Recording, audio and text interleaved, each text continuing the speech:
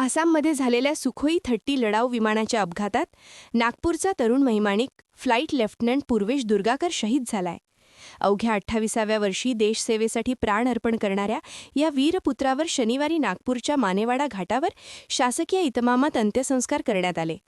देशाच्या सुरक्षेसाठी आकाशात झेप घेण्याचे स्वप्न पाहणाऱ्या नागपूरच्या सुपुत्राला वीरमरण आल्याने शहरावर शोककळा पसरली आहे. गुरुवारी आसाममधील कार्बी आंगलोंग जिल्ह्यात भारतीय हवाई दलाचे सुखोई Su-30 MKI हे लढाऊ विमान कोसळले. जोरहाट हवाई तळावरून उड्डाण घेतल्यानंतर काही वेळातच या विमानाचा रडारशी संपर्क तुटला.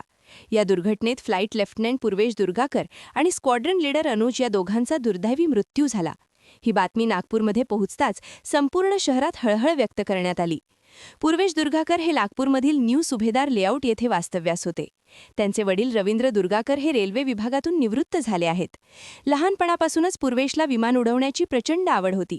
नागपूरमध्ये शिक्षण घेत असतानाच त्याने भारतीय हवाई दलात जाण्याचे ध्येय निश्चित केले होते.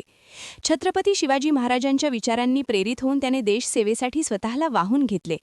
ऑपरेशन सिंदूरसारख्या महत्त्वाच्या मोहिमेतही त्याने सहभाग नोंदवला होता. अपघाताच्या आदल्या दिवशीच पूर्वेशने आपल्या वडिलांशी फोनवर संवाद साधला होता. तेव्हा सर्व काही व्यवस्थित असल्याचे त्याने सांगितले होते.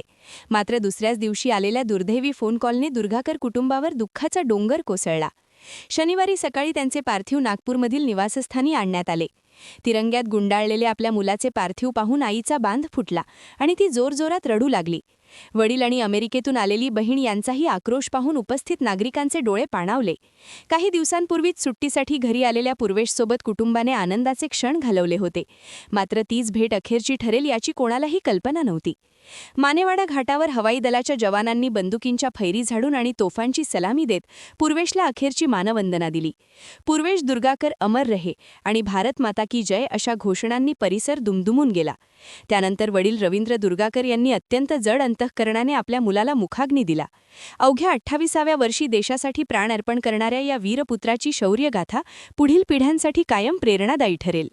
क्या आप भी चाहते हैं जटिल रोगों पर विशेष रूप से आयुर्वेदिक उपचार? तो मिलिए 77 वर्षों से आयुर्वेद सेवा में लगी हुई शिवशंकर आयुर्वेदिक एजेंसी.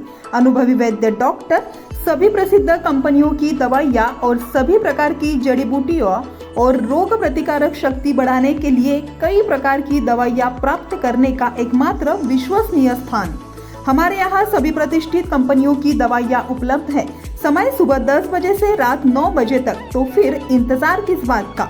महाजन मार्केट के पास टेम्पल बाजार रोड, सीताबर्डी, नागपुर.